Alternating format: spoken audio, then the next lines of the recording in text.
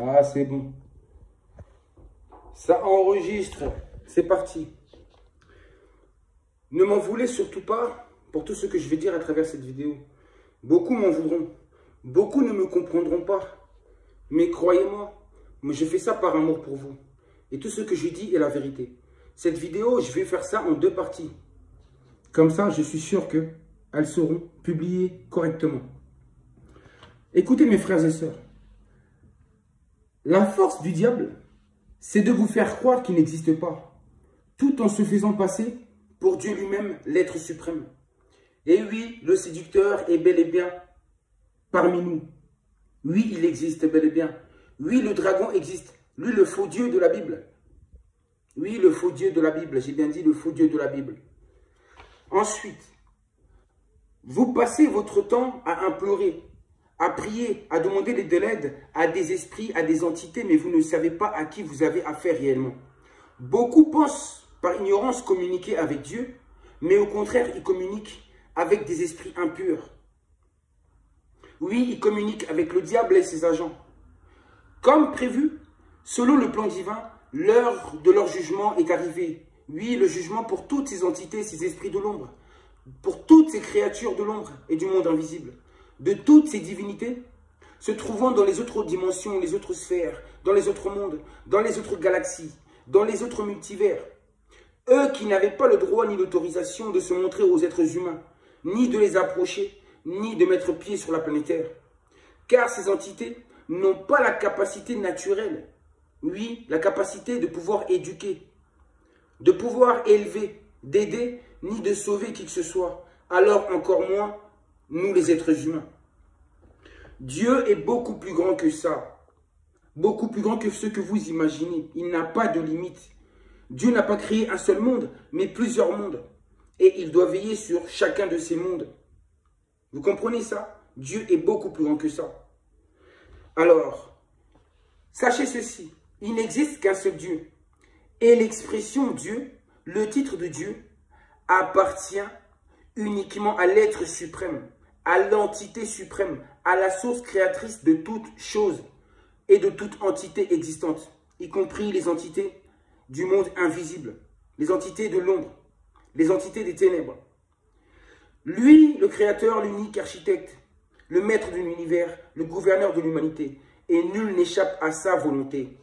Sans même le savoir, toutes ces divinités ténébreuses, tous ces faux dieux, ces fausses divinités sont au service de l'unique Dieu suprême et tout-puissant. Des divinités, des esprits malveillants qui ont pour mission, écoutez bien, de nous mettre à l'épreuve, de tester notre foi envers notre Créateur, l'unique. Ils ont corrompu la planète Terre, ces divinités que les religieux nomment les anges rebelles, les anges déçus, les archontes, ou encore, enfin bref, cela veut dire que il existe aussi forcément des entités, des créatures invisibles, des anges fidèles, oui, des créatures de lumière, c'est-à-dire des divinités qui n'ont jamais approché les êtres humains, qui ne se sont jamais montrés à eux. Alors, des divinités, oui, je parle de vos divinités à vous que vous aimez tellement implorer. Vos divinités, vos faux dieux, vos entités maléfiques telles que l'archange Michael, alias l'ange Michel, qui n'est autre que Jésus en personne. C'est cet esprit maléfique qui est le créateur de l'Église, le créateur du judaïsme, du christianisme et de l'islam. Écoutez bien, lui le fils de Baal, Baal alias El, Hélios, Adonai, Zeus, ou encore Adam, oui Adam biblique, ou encore Elohim, le faux Dieu de la Torah, le faux Dieu de la Torah, ce qu'ils appellent Dieu le Père, Dieu le Père. Méfiez-vous du Dieu le Père, car vous ne savez pas qui il est en réalité. Quant à Michael, Jésus, il est le chef de toutes ces entités. Il est l'ennemi de Dieu et le serviteur en même temps de Dieu. Il est aussi le créateur de l'islam dont la divinité est féminine. Oui, au nom d'Allah, alias, écoutez bien, Vénus, ou encore Aphrodite, ou encore Lilith, ou encore si on remonte plus loin, Sekhmet, la lionne. Écoutez bien, ces entités ont traversé le temps, les époques, y compris le faux Dieu méchant, mauvais nommé Chronos, signifiant le temps. Ils ont traversé le temps sous différents noms jusqu'à notre époque.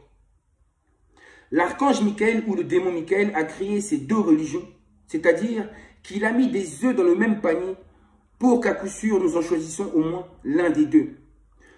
Le judaïsme, le christianisme et le catholicisme font partie d'une branche qu'il a créée. Ensuite, nous avons l'islam, la deuxième branche. Donc, nous avons le choix entre ces trois-là ou l'islam. Ce que vous ne savez pas à propos de Marie, c'est que Marie est quant à elle aussi une entité démoniaque, malveillante et très dangereuse. Elle est la déesse de l'ombre. Oui, elle est très dangereuse. J'ai bien dit la déesse est la déesse du catholicisme. La fameuse Ève, c'est exactement la même entité qu'on appelle Sekhmet la lionne. C'est exactement la même qu'on appelle Aphrodite, Lilith, Vénus, Allah. Et cette entité affirme sa magie, son autorité dans le Maghreb et le Moyen-Orient, notamment l'Iran. L'Iran. Donc en ce moment même, c'est la guerre entre Adonai, le dieu des Israéliens, face à la déesse du peuple arabe. Donc c'est le combat entre Ève, cette divinité, et Adonai. Vous avez compris ou pas?